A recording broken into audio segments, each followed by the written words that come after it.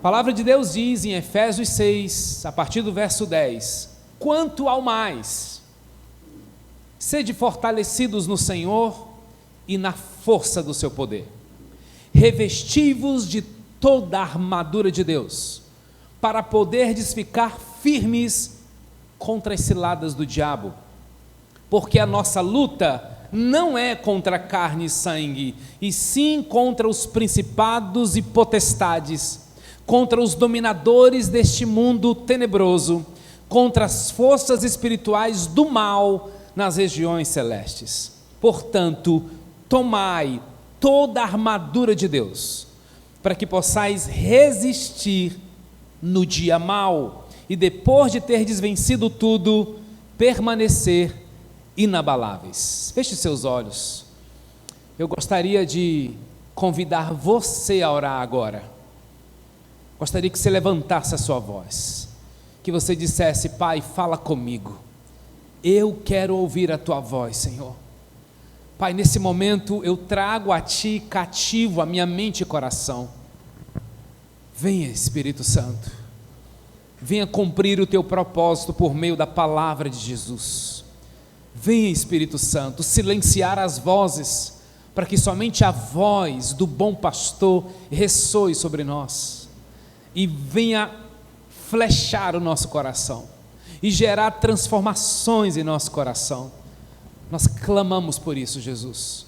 Nós pedimos por isso, Jesus. Venha sobre nós, fale ao nosso coração. Oramos em nome de Jesus. Amém.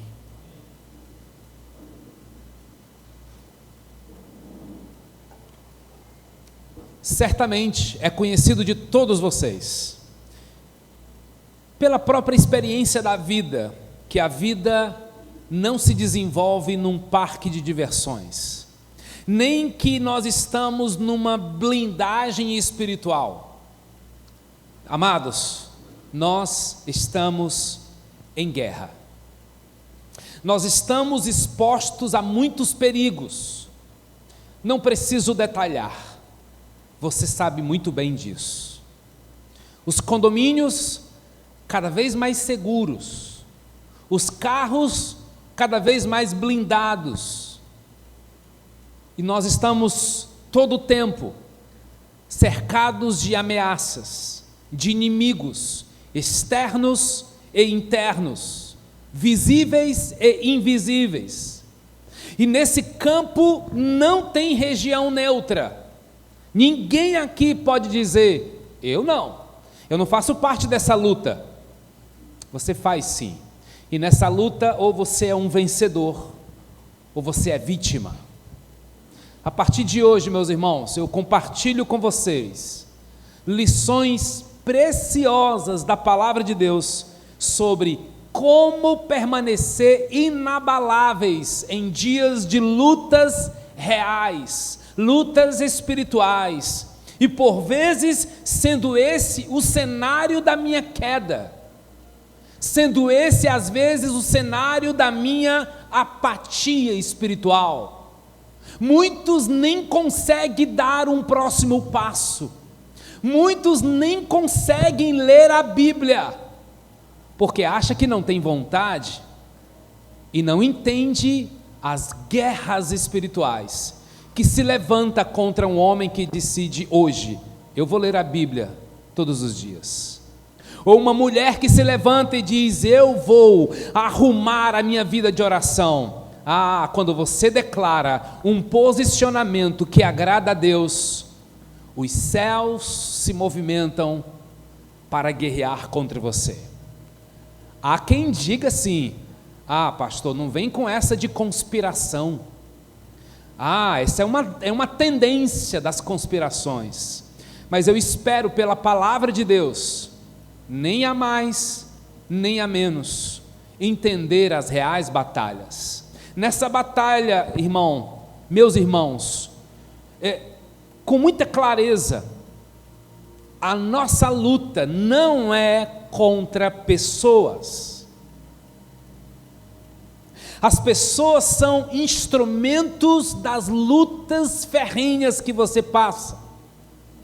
É verdade, queridos, há lutas emocionais que é só você com você.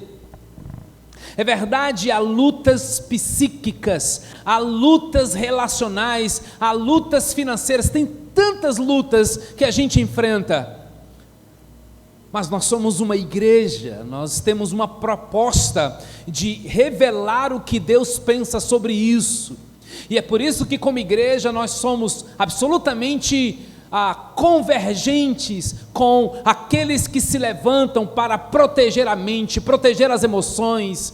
Nós somos sim parceiros dos que trabalham para organizar os hormônios, para organizar as emoções. Por isso acreditamos que há armas maravilhosas, sejam elas emocionais, sejam elas medicamentais, sejam elas terapêuticas, que são maravilhosas na nossa restauração. No entanto, eu já tenho dito claramente que a vida do ser humano, ela não deveria ser compartimentalizada. Nós somos seres espirituais, e a Bíblia fala sobre isso. As coisas espirituais são discernidas espiritualmente. A minha luta, portanto, meus irmãos, não é contra o governo, não é contra o síndico do seu condomínio, não são contra os condutores que te deixam com muita raiva no trânsito.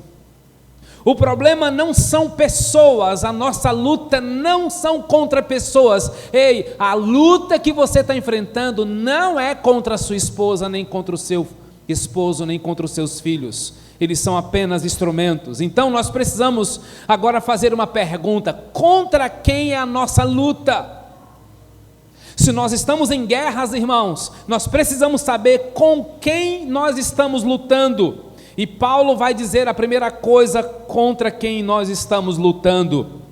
Eu quero dizer, meus irmãos, que iniciando hoje essa série de mensagens sobre como permanecer inabaláveis, eu preciso, talvez em 3 minutos, abrir o meu coração com você, para dizer que isso foi resultado de 40 dias de jejum que eu pratiquei nos últimos dias.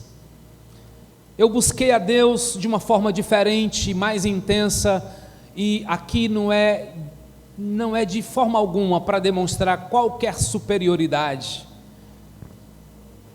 Quando Deus nos trouxe para essa nova geografia, para esse novo lugar, o Espírito Santo falou claramente ao meu coração: novas guerras, novas armas, novos desafios, novas armas.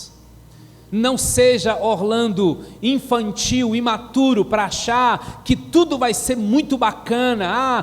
Tá uma benção, olha quanta generosidade, como tá lindo a igreja Casa Viva. Só Deus sabe como nós líderes, pastores, sofremos fortes retaliações, lutas espirituais tremendas. Eu não sou bobo, me antecipei e fui lutar com as armas espirituais, e nesses dias de 40 e nesses dias de jejum, Deus me entregou coisas muito preciosas, e hoje eu começo a compartilhar com vocês fruto disso que Ele compartilhou, que Ele entregou ao meu coração. Mexeu tanto, irmãos, que mexeu no meu casamento, mexeu na minha paternidade, mexeu nas minhas emoções, e eu louvo a Deus por isso, porque só há mudanças quando há incômodo.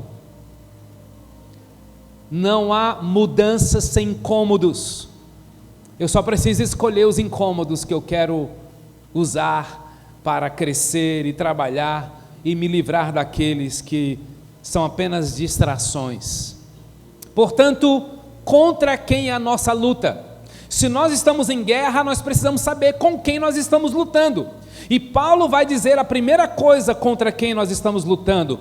Verso 12, porque a nossa luta não é contra carne e sangue.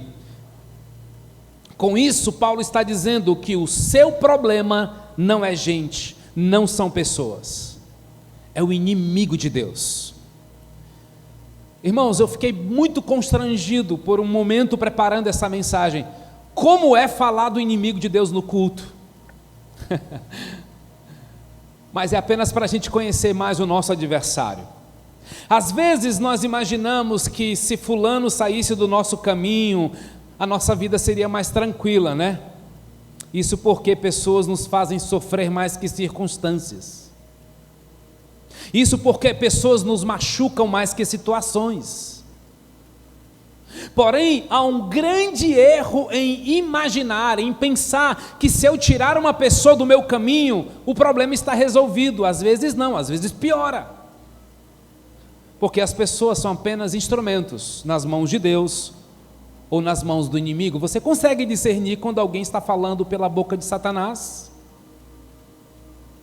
Certa vez, na liderança de jovens, eu cheguei na ocasião para o meu pastor e perguntei para ele: e se o negócio aí piorar? E se o bicho se manifestar? E eu recebi um conselho de ouro, irmãos, que eu guardo para o meu coração. Eu aprendi que eu não devo ser especialista em demônios, eu devo ser especialista em Jesus, porque a Jesus os demônios se submetem. Então, a nossa luta não é contra pessoas, mas contra o inimigo das nossas almas. Satanás, seus demônios, seus ardis, suas estratégias, porque nós estamos em guerra. Ele é aquele que a Bíblia chama de destruidor, tentador, assassino, ladrão, mentiroso, pai da mentira. Então, esse ser é um ser que caiu do céu. Ele chamava-se Lúcifer. Ele foi expulso do céu. Você sabe como é que isso aconteceu? Preciso te contar. Em Isaías, no capítulo 14, nos versos 12 a 14, diz assim: como caíste do céu, ó estrela da manhã, filha da alva. Olha, ele falando de Lúcifer aqui. Como foste lançado por terra, tu que debilitavas as nações, tu dizias no teu coração: eu subirei ao céu, acima das estrelas de Deus exaltarei o meu trono, e no monte da congregação me assentarei, e nas extremidades do norte subirei acima das mais altas nuvens, e serei semelhante ao Altíssimo. Eu penso que foi nesse momento aqui que Satanás falou no coração dele: e serei semelhante ao Altíssimo, que ele caiu do céu. Esse é o inimigo de Deus, irmãos, portanto, inimigo de tudo e de todos que Deus ama. Ele quis colocar-se acima de outros anjos, e sabe o que aconteceu? Satanás ainda convenceu 1/3 de todos os anjos dos céus, que vieram a se tornar demônios, seres malignos. E Paulo vai categorizar no verso 12 uma ordem hierárquica dos demônios: principados, potestades, dominadores desse mundo tenebroso, contra as forças espirituais do mal nas regiões celestiais.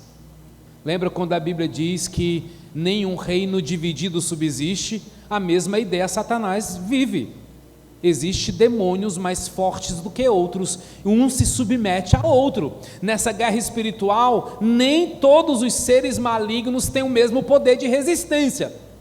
Por exemplo, gente, quando Jesus envia os 70 discípulos numa missão chamada Casas de Paz, em Lucas 10, os discípulos retornam cheios de entusiasmo, dizendo assim: Senhor, até os demônios se nos submetem pelo teu nome.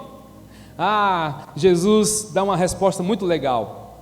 Os 70 voltaram alegres e disseram isso, se submetem ao teu nome. E ele respondeu: eu vi Satanás caindo do céu como relâmpago. Olha a palavra que Jesus coloca aqui nesse meio, naquele exemplo de Isaías 14, Jesus estava vendo aquela cena: dei a vocês autoridade para pisarem sobre cobras e escorpiões, e sobre todo o poder do inimigo, nada lhes causará dano. Contudo, alegrem-se, não por terem os espíritos, não porque os espíritos se submetem a vocês, mas porque o nome de cada um de vocês está escrito nos céus. Mas em outra situação, os mesmos discípulos, quando foram solicitados por um pai aflito para libertar o filho endemoniado, eles não puderam expulsar. Aí Jesus dá uma bronca neles, dizendo o seguinte, Marcos 9,19, Jesus respondeu: ó geração incrédula, até quando estarei com vocês? O pai trouxe o menino endemoniado, cheio de problemas, para os discípulos expulsar, eles não conseguiram. Até quando terei de suportá-lo? Tragam-no o menino. Verso 20, então eles o trouxeram. Quando o espírito viu Jesus, imediatamente causou uma convulsão no menino. Então não se surpreenda quando você chegar num ambiente e alguém ficar incomodado com sua presença, ok? Lembro, certo dia indo ministrar numa igreja, final do culto, eu só cumprimentei como eu faço normalmente. Eu toquei numa moça e ela ficou completamente possessa, eu não estava nem orando por ela. Tem gente que é assim, então não se surpreenda. Este caiu no chão e começou a rolar, espumando pela boca. Verso 28, depois os seus discípulos vieram a Jesus no particular e disseram assim: por que nós não conseguimos expulsar esses demônios? Ele respondeu: essa espécie só sai pela oração e pelo jejum. Irmãos, há demônios e demônios. Às vezes a pessoa consegue expulsar um demônio aqui, mas encontra uma outra dificuldade ali, porque tem potestades, principados, dominadores, forças espirituais que precisam de forças diferentes. Nós precisamos compreender a natureza dessa luta e desse inimigo, gente.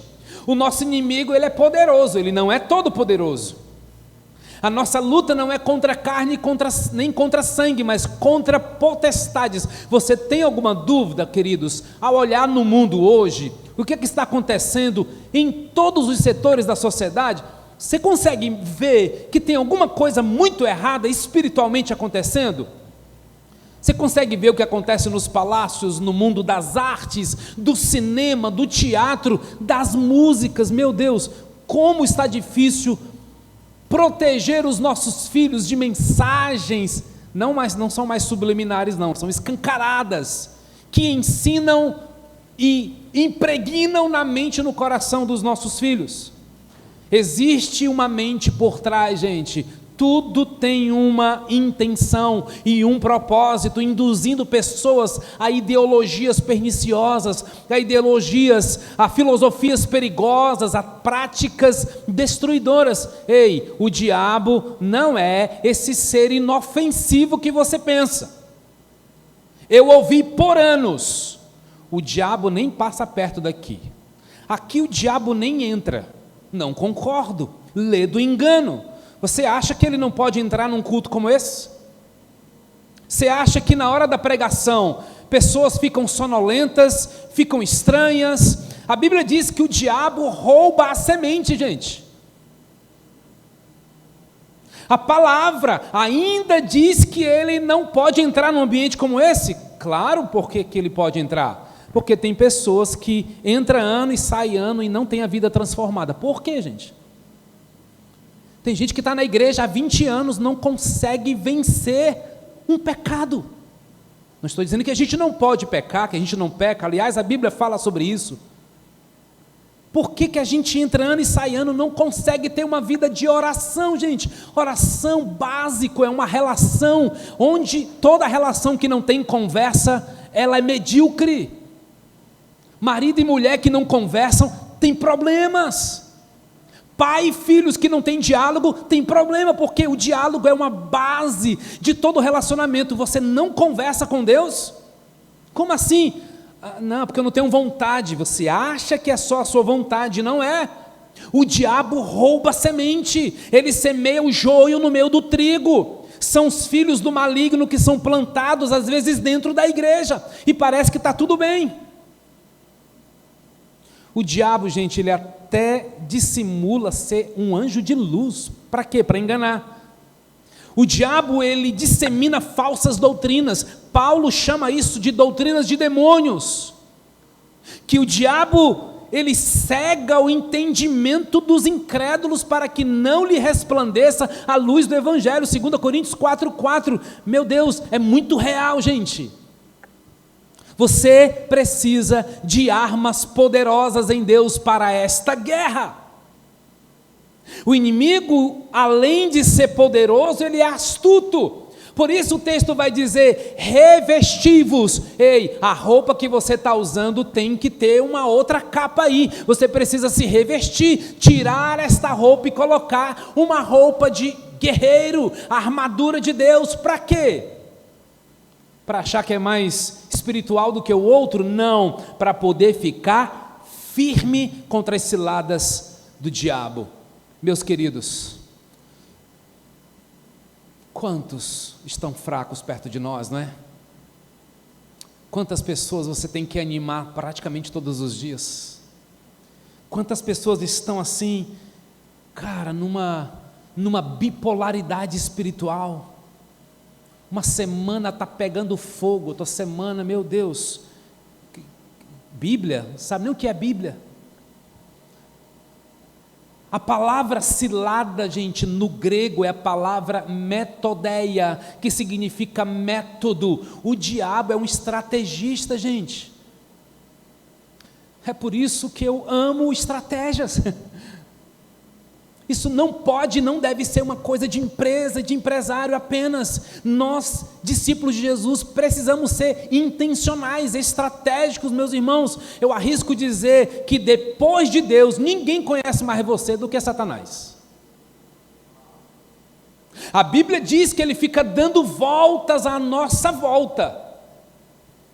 Quem anda ao nosso redor são os anjos do Senhor. Ele anda ao nosso derredor. Ele fica investigando, ele conhece o seu calcanhar de Aquiles, ele conhece o seu ponto fraco. Para alguns, o problema mais perigoso e mais vulnerável é na área da sexualidade. Para outros é o dinheiro, para outros é o poder, para outros é a vaidade, para outros é a língua. O diabo não tem só uma arma, ele tem várias estratégias, e nós precisamos ficar firmes contra esse lado do diabo. Ô pastor, por que tu foi mexer nisso, pastor? Estava tudo tão quietinho. Porque às vezes a gente quer isso, né? Não quer mexer.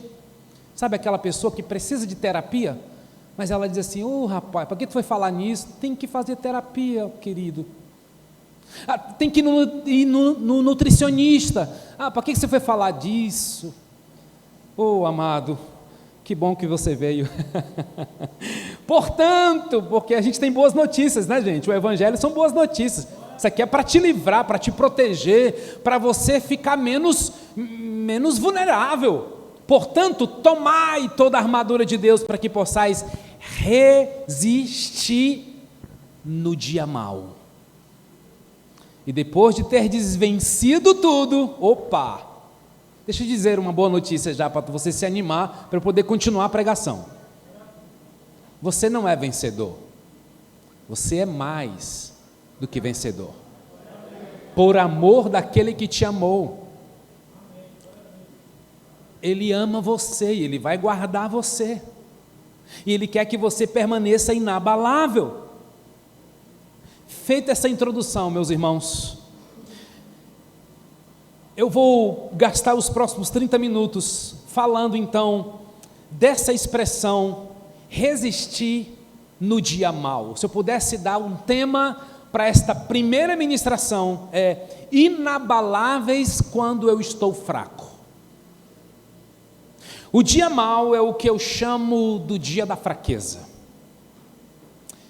E para lutar certo, antes de compreender como usar toda a armadura, porque a gente vai chegar lá, nós vamos estudar cada uma das 6 ferramentas de uma armadura. Primeiro nós precisamos ter consciência, ok? Que a nossa luta é espiritual, que a nossa luta não é contra pessoas, é contra um inimigo real, e esse inimigo usa várias estratégias para nos atingir, mas agora eu quero que você compreenda que Deus tem vitória para os seus filhos, mas nós precisaremos encarar o dia mau. Gente, a vida da gente é assim, não é? Parece que está tudo bem na sua vida, não tem problema de saúde, você não está com problema no dinheiro, você não está com problema na família, está tudo em paz. De repente você acorda, à noite aconteceu algo e você perdeu então a capacidade de guerrear, de lutar. De repente você perde o apetite pela leitura da palavra de Deus. Você não quer mais vir à igreja, você não quer orar mais. Quando você menos espera, tem um ataque frontal e você fica perdido. O dia está turbulento, a agenda está transtornada, um ataque terrível te acontece. Existem dias calmos, serenos, dias turbulentos, e Paulo diz: você precisa ter entendimento espiritual para perceber que muito desses dias mal tem a ver com guerras espirituais. E depois de ter desvencido, tira férias e descansa, é isso? Não. E depois de ter desvencido, permanecei inabaláveis. Gente, eu amo a palavra permanecer, quem me conhece sabe disso. Porque de fato, nós estamos numa geração que são excelentes para começar as coisas, mas são péssimos para terminar. Não é por acaso que no Brasil tem mais divórcios do que casamentos. Não é por acaso que tem mais desigrejados do que congregados. Não é por acaso que tem mais desviados do que gente entregando a vida a Jesus. Por quê? Porque nós tem um principado sobre a nação brasileira. Mas Deus, que é rico em misericórdia, olha para nós, Igreja Casa Viva, corpo de Cristo, Ele está dizendo assim: vai ser levantada uma geração dos que permanecem, dos que vão até o fim. Você nunca é tão vulnerável como depois de uma grande vitória. Permaneça firme, vigilante. Sabe por quê? Porque Jesus passou por isso em Lucas capítulo 4. Nas 3 tentações que Jesus sofreu por Satanás, Jesus venceu todas elas dizendo: está escrito. O diabo deixou até o momento de maior vulnerabilidade de Cristo. Ele voltou com outras táticas, preste atenção. O diabo foi a primeira vez sugerindo que Jesus transformasse pedras em pães. Depois ele volta com outras táticas para tentar afastar Jesus do seu propósito e da sua cruz. Porque na grande verdade, irmãos, a grande tentativa de Satanás é livrar de você do seu propósito. Você é um pai e ele quer que você não exerça a sua autoridade paternal na vida dos seus filhos. Então vai ter luta para você se encontrar com seu filho, para você ter tempo de mesa com ele, para você ter boas conversas com ele. Tudo aquilo que é de Deus, irmãos, não será fácil. E eu sei que não tem sido fácil para você. Não tem sido fácil para mim.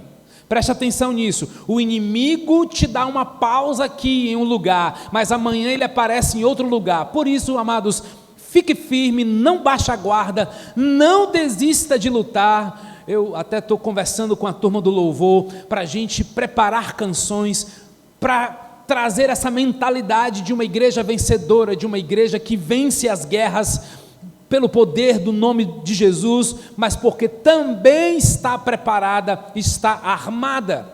E para a gente entender um pouco mais desse dia mau, eu quero ler outro texto com você. Por favor, abra sua Bíblia em 2 Coríntios capítulo 12. 2 Coríntios capítulo 12, dos versos 7 a 12.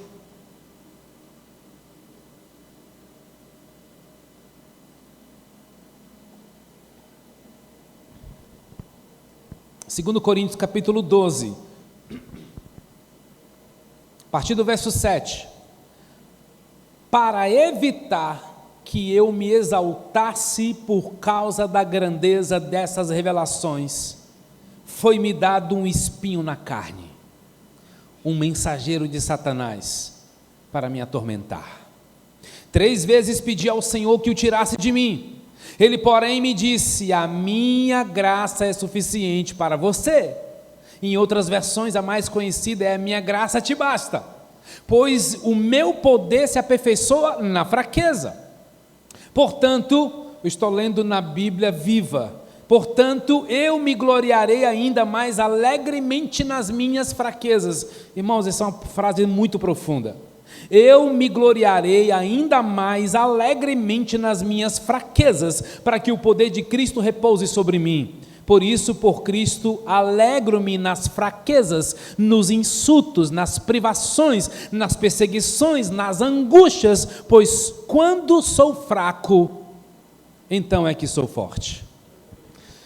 Meus irmãos, esse é um texto que revela o dia mau de Paulo, revelando a nós que Deus tempera a nossa vida de glória e sofrimento. Isso é paradoxal, irmãos, e infelizmente a maturidade dos evangélicos da nossa nação é muito baixa, porque a gente não consegue caminhar no paradoxal, porque a religiosidade vai me levar para os extremos. O que é fato, é bíblico, é sal, é luz, trevas, é vida e morte, mas a vida é cheia de paradoxos, e não foi diferente na vida de Paulo, não foi diferente na vida de Jó. Lembra de Jó? Porque se a nossa vida, irmãos, fosse feita só de glória, só de experiência sublime, só de sucesso, só de sobrenatural, só de grandeza, só de conquista, prosperidade, saúde, nós correríamos um grande risco, ficarmos acomodados. Pense num cara que conhece pouca gente, que está tudo bem na vida dele, mas ele está acendendo, pegando fogo por Jesus. É raro, irmãos. Como é que está, querido? Está tudo bem. E a tua vida com Deus está melhor ainda? Normalmente. Tem alguma coisa te incomodando muito. Aliás, talvez algumas delas te trouxe hoje à noite aqui. Preciso de Deus, preciso ouvir a palavra. Você está sentindo fome, você está sentindo sede, é de Deus. E que bom que você está alimentando com a coisa certa.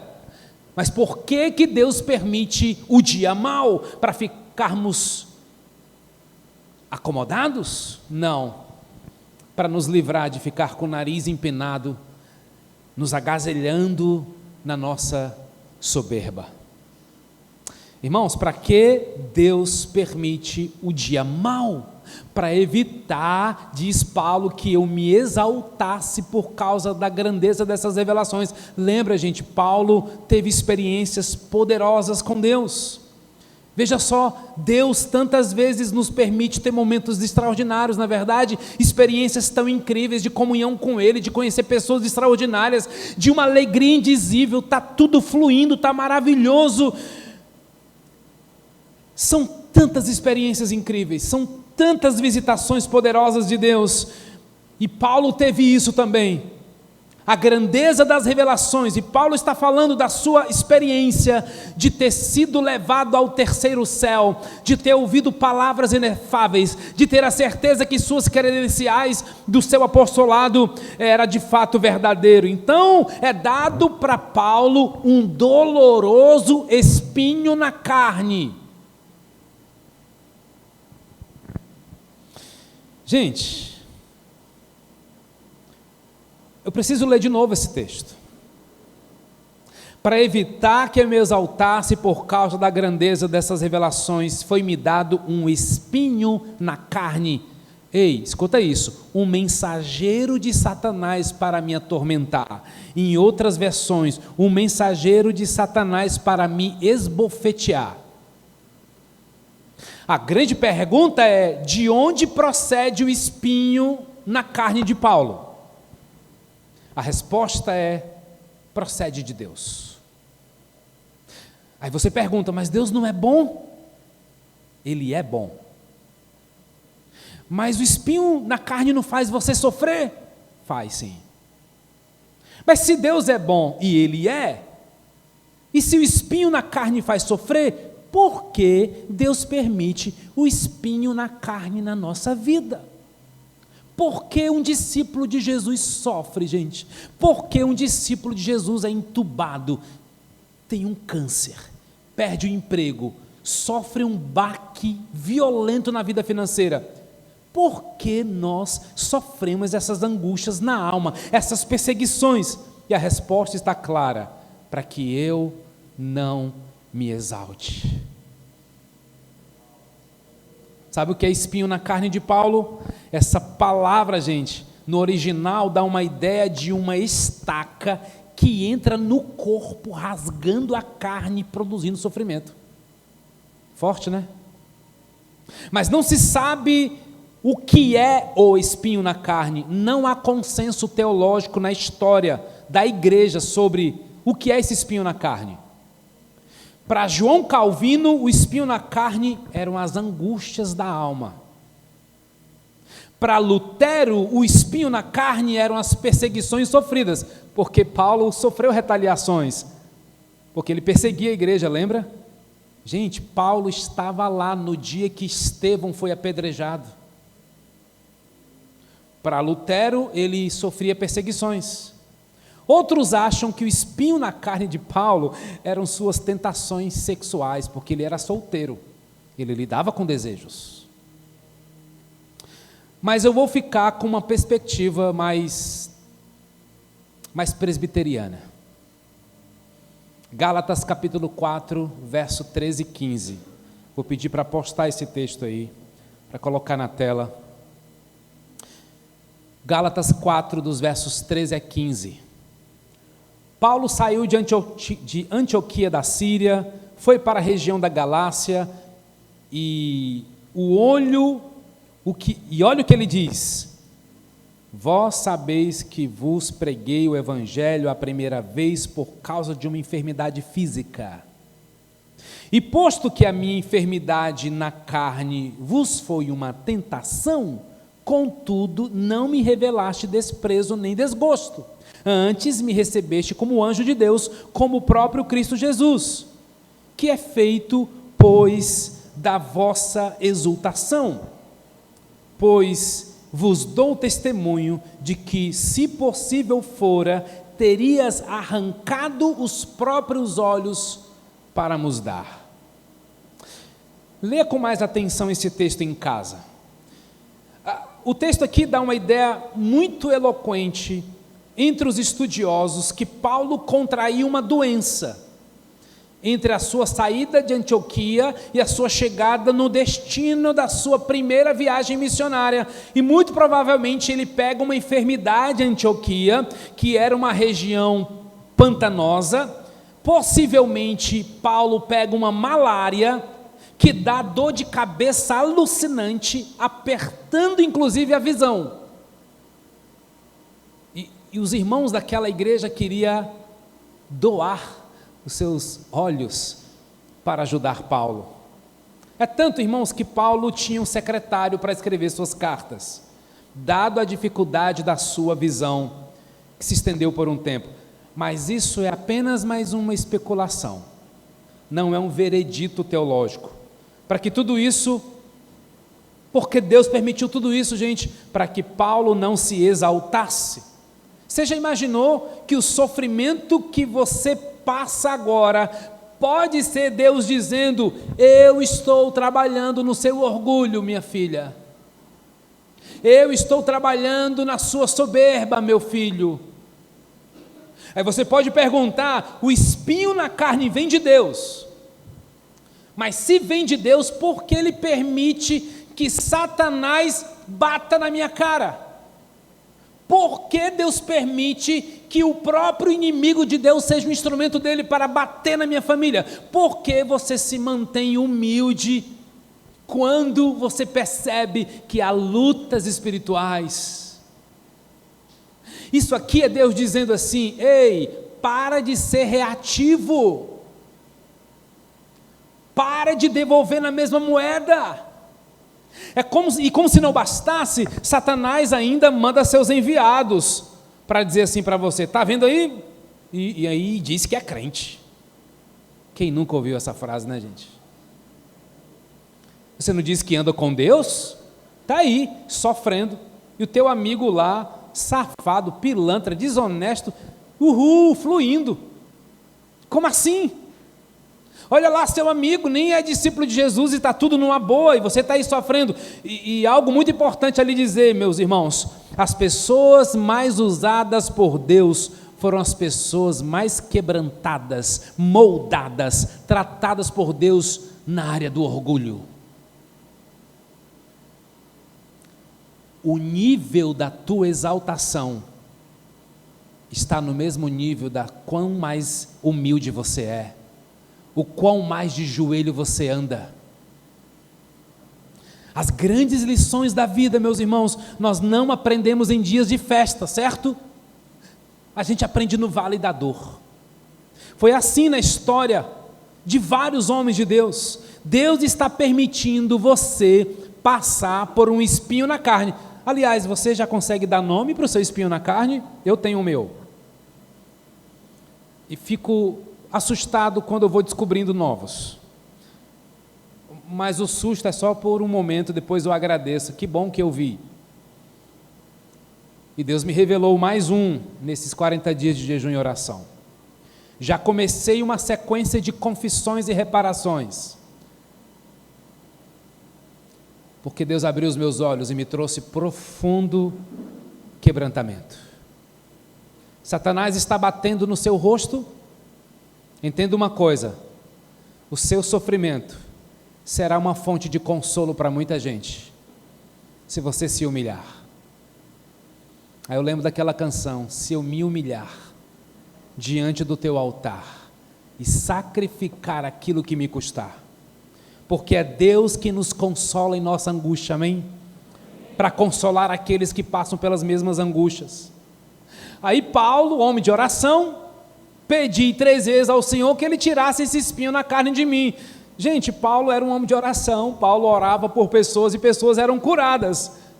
Paulo orou muitas vezes por doentes e elas foram saradas. Paulo orou e Deus ressuscitou o Eutico. Um milagre extraordinário. Agora Paulo está enfermo, gente. Partindo do pressuposto que o espinho na carne era uma enfermidade, ok? Ele está orando por ele mesmo. E Paulo está sendo honesto, dizendo: meu Deus, me cura. E Deus está dizendo: não. Deus me cura. Deus está dizendo: não. Deus me cura. Não. Não vou curar você, Paulo. Eu não vou tirar esse espinho de você, Paulo. E tem horas, irmãos, que o que nós mais queremos é o alívio do sofrimento, não é verdade? Tem horas que o que você mais anseia é ficar livre daquilo que mais te machuca, ou daqueles que mais te machucam. Às vezes é um problema conjugal, às vezes é um problema emocional, às vezes é um problema com o filho, e você sabe que tem um espinho na carne, e talvez você está aqui, talvez há 5, 10, 30 anos dizendo: Deus, tira isso de mim, e nunca ninguém te disse: para de pedir, Ele não vai tirar. Paulo, eu não vou tirar essa enfermidade de você, Paulo. Eu vou capacitar você a lidar com essa limitação, Paulo. Isso é paradoxal, gente. E a gente precisa de um ambiente sadio como igreja, para a gente se fortalecer, porque tem respostas que Deus não vai dar, porque o que Ele tem é maior e melhor do que a sua vontade. Ele vai dizer: a minha graça te basta. Paulo, você vai me glorificar no sofrimento. Paulo, é muito mais bonito a tua vida com Deus quando tu está passando por isso, Paulo. Ei, Paulo, quando você consola alguém, porque você sabe o que é ter feridas na alma, você se mantém humilde, Paulo, a sua fala cura outros. E ainda vou livrar o seu coração, Paulo, de você ficar orgulhoso. Baixa a bola, meu amigo, porque só Deus é exaltado, somente Ele é exaltado, e esse é um vírus que pega a gente, irmãos. E a gente tem um desafio com esses tipos de pecados e limitações na igreja. Por quê? Porque na igreja ninguém vai chegar assim, abertamente: olá, eu sou o orgulhoso, tudo bem? Parece que Parece não. A religiosidade, tantas coisas, o medo, a falta de amor, a falta de compreensão da palavra, vai fazendo que a gente coloque máscaras. Gente, máscaras não é de Deus. Máscaras atrapalham o nosso processo de cura. A gente precisa ter coragem para ser verdadeiro diante de Deus. Quem ama a Deus vai encontrar no corpo de Cristo, ou deveria encontrar. A gente acredita nisso, eu tenho vivido isso na minha vida, pessoal. Eu encontrei no corpo de Cristo, na igreja de Jesus, as maiores e melhores experiências da minha vida. Porque eu encontrei amigos de verdade, eu encontrei pais espirituais, eu encontrei famílias bonitas, eu encontrei famílias que dizem assim, cara, vale a pena ser casado, continuar casado, permanecer casado, porque eu olho para outras famílias que permanecem casados. Agora, se tu vai viver o que o Salmo 1 diz, bem-aventurado o homem que não anda segundo o conselho dos ímpios, não se detém no caminho dos pecadores e nem se assenta na roda dos escarnecedores. Agora, se você prefere a roda dos escarnecedores do que o grupo dos cristocêntricos, dos discípulos de Jesus, aí já é um outro problema, porque você vai ser sim influenciado pelo meio, querendo ou não. Então escolha o ambiente que você quer ser influenciado.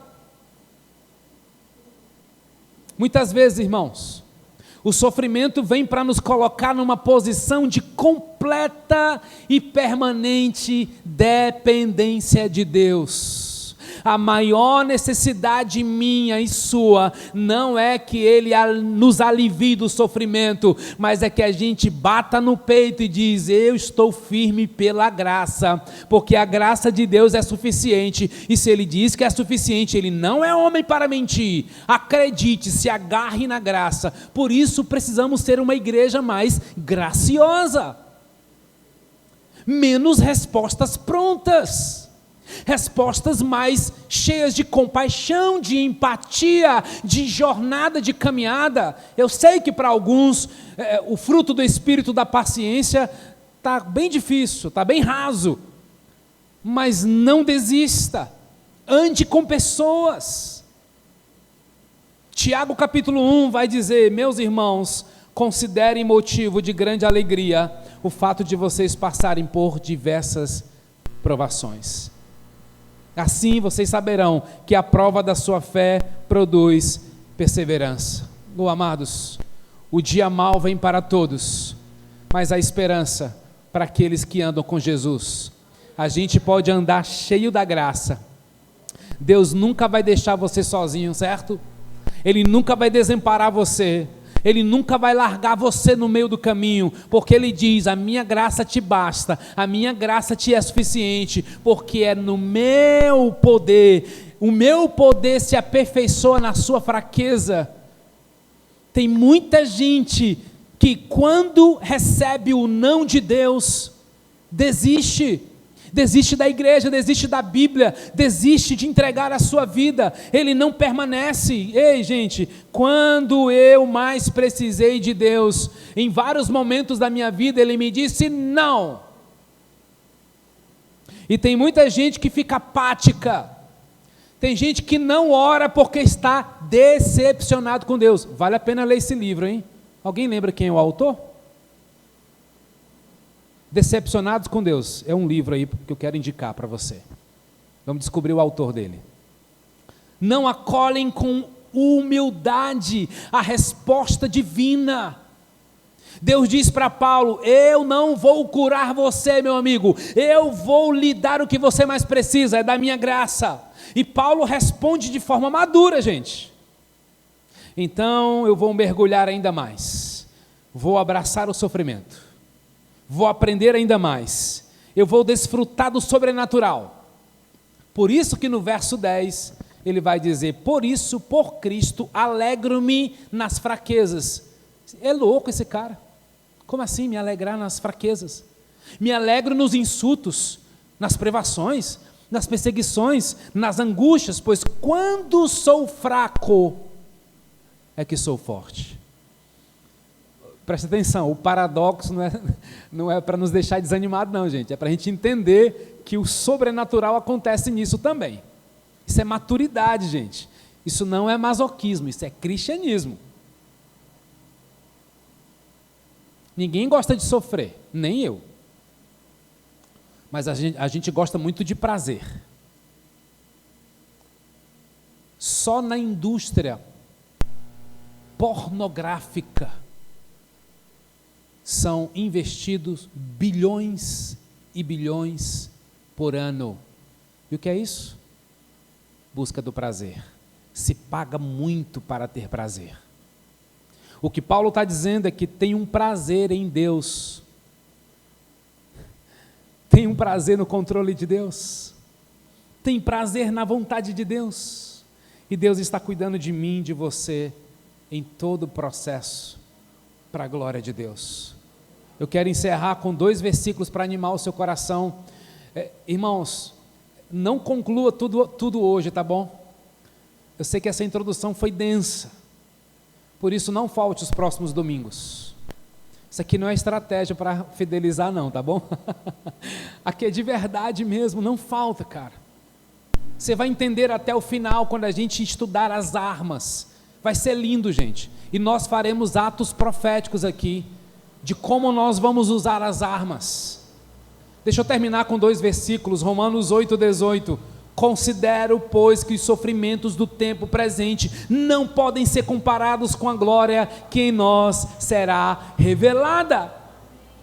2 Coríntios 4, por isso não desanimamos, embora exteriormente nos desgastemos, e talvez há entre nós que tem gente que está com a carcaça bem desgastada, interiormente estamos sendo renovados diariamente, pois os nossos sofrimentos leves e momentâneos, essa é a hora que eu tenho vontade de dar um murro no Paulo. Paulo, tu está dizendo que a minha luta é leve e momentânea? Paulo, fica longe de mim, Paulo. Mas está aqui na Bíblia, gente. Os nossos sofrimentos leves e momentâneos produzem para nós uma glória eterna que pesa mais do que todas elas. Assim, fixamos os olhos não naquilo que se vê, mas na que não se vê, pois o que se vê é transitório e o que não se vê é eterno. Você está disposto a continuar essa jornada de permanecer inabalável? Você está disposto a se permitir ser conduzido por Deus nessa instrução linda da palavra de Deus? Você topa viver isso com a gente? Você entende que tem amigos seus que precisavam estar aqui hoje? Você entende que tem gente da sua família que você desistiu de convidar para a igreja? E não deixa de convidar, gente. Isso é um hábito maravilhoso, você pode salvar uma família só em convidar. E esqueci de convidar, vou te dar um peteleco, rapaz. Esquece não, o seu amigo é muito importante, o seu vizinho é muito importante. Convida, gente. Convida, tem muita gente que precisa ser liberto disso. Não porque tem um pastor ungidão, não é bem essa pegada não, é libertação, queridos. E eu quero lhe pedir uma coisa, não se assuste com o que virá sobre vocês essa semana, ao contrário, orem mais. Se fosse você, eu já jejuava antes. Mas isso não é para te pôr medo, por favor, eu não acredito no evangelho do medo. O evangelho é liberdade. Já há muitos anjos que te guardam na tua jornada. O Espírito Santo está com você, meu amigo. Você não tem ideia, os seus olhos não conseguem imaginar quanto Deus já te livrou. Mas você entende que Deus está te curando para você abrir os olhos de outros? Não estranhe que pessoas crentes vão ficar estranhas, porque ela está abrindo brechas, porque o inimigo vai se levantar, mas nós já somos mais que vencedores, por meio daquele que nos amou. Não precisa o que temer. Vamos tirar mais tempo nas células essa semana para a gente orar, gente, não por medo, mas para a gente ser agente de transformação. Tem irmãos que estão precisando ser libertos, E essa libertação precisa desse entendimento espiritual, usando as armas certas. Amém? Para você lutar com as armas certas, você precisa ter dentro do seu coração a pessoa mais importante, a qual todas essas batalhas são vencidas no nome de Jesus. Então quero perguntar rapidamente nessa noite, alguém que quer se converter a Jesus? Levanta a mão aí, rápido. Vou perguntar mais só 15 vezes. Você quer entregar sua vida a Jesus hoje como Senhor e Salvador da sua vida? Pergunto, você quer se reconciliar com Jesus hoje? Você andou distante. Você está fraco, cara. Você está fraca. Mas você vai permanecer inabalável, mesmo quando a fraqueza te é uma realidade. Alguém nessa noite que deseja se reconciliar com Jesus? Não? Fique de pé. Nós cantamos uma canção hoje, gente. Obrigado, chegou aqui Felipe Yance, decepcionado com Deus. Obrigado, Felipe. Esse é o autor. A gente cantou uma canção hoje, gente. Não seremos abalados. E ela foi escolhida para ser música tema desses próximos domingos. Eu gostaria que você cantasse essa música no carro, que você ensinasse para os seus filhos, que você ministrasse essa canção, você e Deus lá no teu momento de devocional. Vamos cantar mais uma vez, assim, declarando profeticamente. Ei, gente, esse tempo não será um tempo que a gente vai dar voz e microfone para o diabo e Satanás, não, ok? É um tempo de libertação, gente, virá um avivamento maior sobre a Casa Viva. Pessoal, nós não seremos uma igreja do vim para receber, vem não, cara. Você é assim, ó, você adora com a mão.